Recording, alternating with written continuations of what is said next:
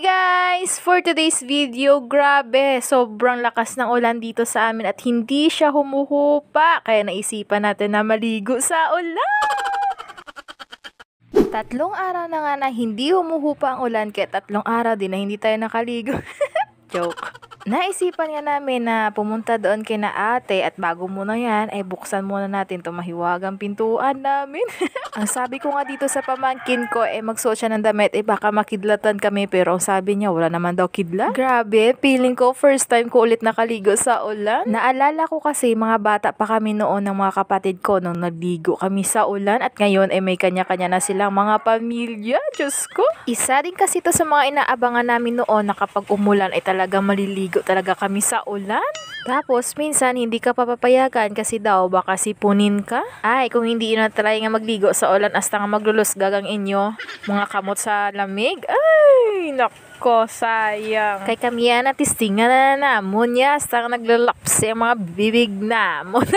At ito nga guys, malapit na tayo sa bahay ni na ate. Ay nako, giniginaw na talaga ako sa mga oras na yan. Hindi pa nga sana ako maliligo kaso napag-isipan ko 3 araw na pala akong hindi naliligo.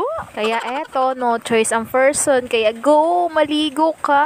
Basihan ba na blas ang iba nga kanding tahaw.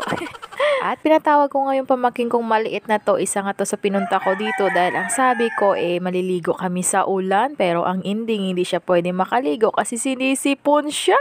Ayan nga yung sinasabi ko na minsan hindi kami pinapayagan nung bata kami dahil daw baka sipunin kami. Kaya ayan, tamang tingin-tingin lang siya sa amin kahit nagpapaalam siya kay mama niya na maliligo siya, hindi talaga siya pinayagan. Grabe, noon sa kapanahunan namin kapag ganito yung mga season may makikita ka talaga ng mga bata na nagliligo at naghahablan. Nakakamiss din kasi yung mga panahon guys na wala kang ibang iniisip kundi maglaro. Kasi sa panahon namin noon hindi pa talaga uso yung mga cellphone na to. Yung tipong pupunta ka pa sa ibang bahay para lang talaga makahanap ka ng mga kalaro mo. Tapos minsan hindi mo na malayan na paggabi na pala at pag uwi mo naghihintay na yung pamalo sa'yo. Yung tipong hindi ka pa nga natamaan, tumatakbo ka na at umiiyak. Pero kahit ganun, sobrang nakakamiss talaga ang mga panahon na yun. Na kahit pinalo ka na pero ulit ka pa rin ng ulit. Pero sa panahon ngayon, Diyos ko, puro lahat cellphone ang mga inatupag ng mga kabataan. Pero wala ka naman magagawa sa panahon ngayon dahil ganyan na ang generation ngayon. Dahil kapag hindi ka naman sumunod sa mga uso ngayon, makuhuli ka naman. Kaya eto, maliligo na lang tayo sa ulan. Asa na kaya yung mga kalaro ko noon dito? Wala na talaga sila. Feeling ko ako na lang yung natira na walang asawa.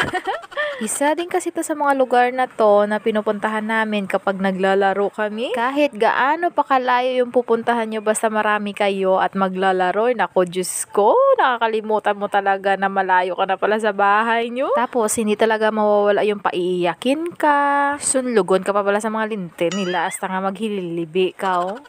So by the way guys, sa sobrang daldal ko, pauwi na pala ako sa mga oras na yan. Kaya ayan, nagpaalam na ako sa kanila. Kaya ayan, sa sobrang daldal ko, nakalimutan ko yung tsinelas ko, naiwan ko pala. Oh, pak, sino ka dyan? Char, naabtan, giman ko ulan ah.